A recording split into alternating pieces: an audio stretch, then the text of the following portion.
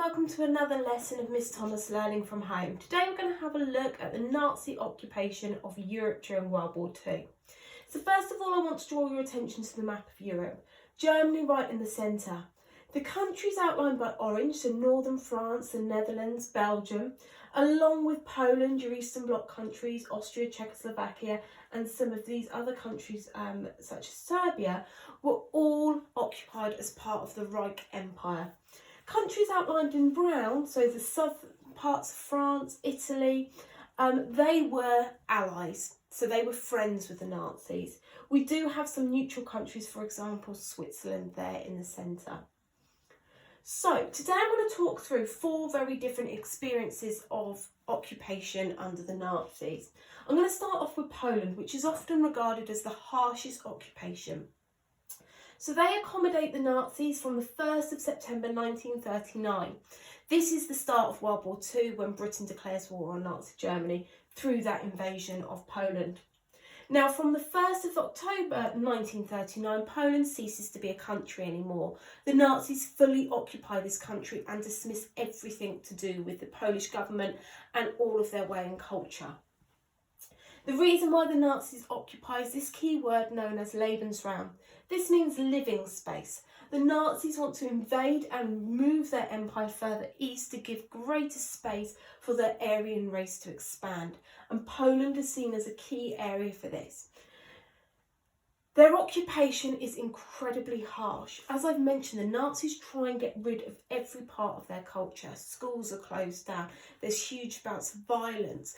The civil servants are all dismissed. Jobs are replaced for Nazi citizens. It's incredibly harsh, and 1.9 million Polish people die during this occupation.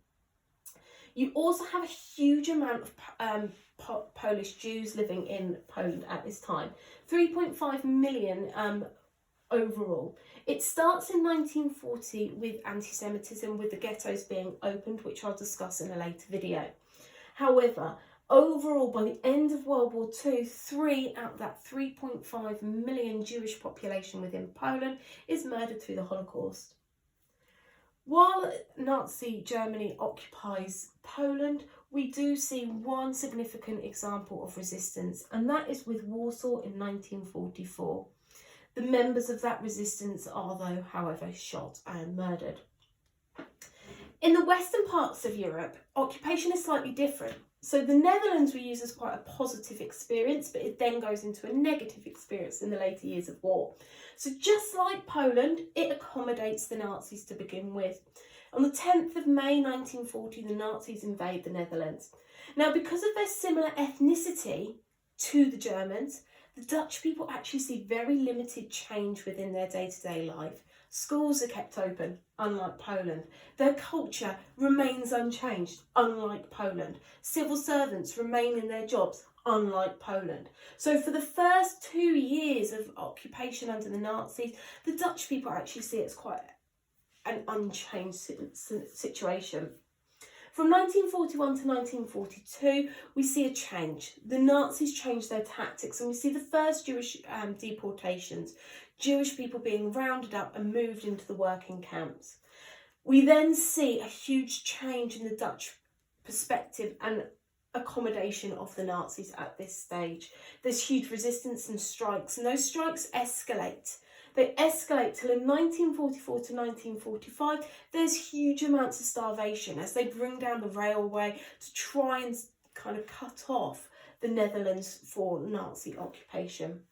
And then on the 5th of May 1945, the Netherlands and the Dutch people are liberated by Canadian forces. So to begin with, it's really quite positive, but then later on we see that negative approach. But it is in no way the same negativity as what Poland experiences with their occupation. Another country that is split is France. So I've highlighted here northern France and southern France. My reason being is it collaborates, it resists, but it also accommodates. So it's got a mixture of those 3 key words. 3rd of June 1940, the Nazis are able to accommodate and invade France successfully. Now at this point, France splits into 2. So in the north, it is occupied by Nazi Germany. However, in the south, it becomes known as Vichy France, which means that it is a right-wing nationalistic group. It is not occupied by the Nazis. However, they do ally themselves with the Nazis because it being nationalistic, it has the same right-wing ideals as the Nazi Party, but they're not associated. Now, there is small-scale resistance in France. There's not the large-scale resistance that leads to starvation. There's not the large-scale resistance that we see in Warsaw in 1944. The French actually do things like listen to the BBC radio. It's really small-scale, insignificant things that mount up, reading newspapers, those and passing those messages on. Those types of resistance often go unnoticed by the Nazi government. However, there are two key examples that you need to be aware of. Firstly, André Trogny. Now, he lives in southern Vichy part of France. He's a pastor, he works for the church, and he resists against Nazi occupation and against the nationalistic approach of southern France. He hides a number of Jewish people within his area, within his village, and tries to stop them being deported to the concentration camps. That's an area of resistance. However, we've got a collaborator here, Coco Chanel, as in the perfume, Chanel No. 5. Coco Chanel actually has got quite a story and link with the Nazis. It is believed that she collaborated with the Nazis as she wanted many of the high-ranking Jewish people who worked in her company to be fired so that she could have sole responsibility of the company. So she worked quite closely with the Nazis and made friends with lots of Nazis to try and remove the Jewish influence from her company. There's also more recent research into the idea that she may have been a German spy. But this is an area, okay, and an example of collaboration, so working with the Nazis, so it's not always working against the Nazis. Another example of accommodating and almost collaborating with the Nazis is Denmark. They're invaded on the 9th of April 1940. Now, they are allowed to keep their government. They're allowed to keep their way of life. In fact, life really does remain less changed than with the Dutch. Okay. Now, the whole reason being, Denmark borders Germany and gives Germany more sea territory for trade. And their industry is so important. So the Danish strike up a deal with the Nazi Germans. And they say that if they can give all their imports and all their resources industrially to Germany, then the Nazis would leave them alone. And this is what the Danish do. So they remove their industry and just take all the exports into Germany. And as a consequence, they're allowed to keep their government, but also, and more importantly, they are able to refuse the laws against Nazi Germany regarding the Jews because they're giving that industry. I hope that helps.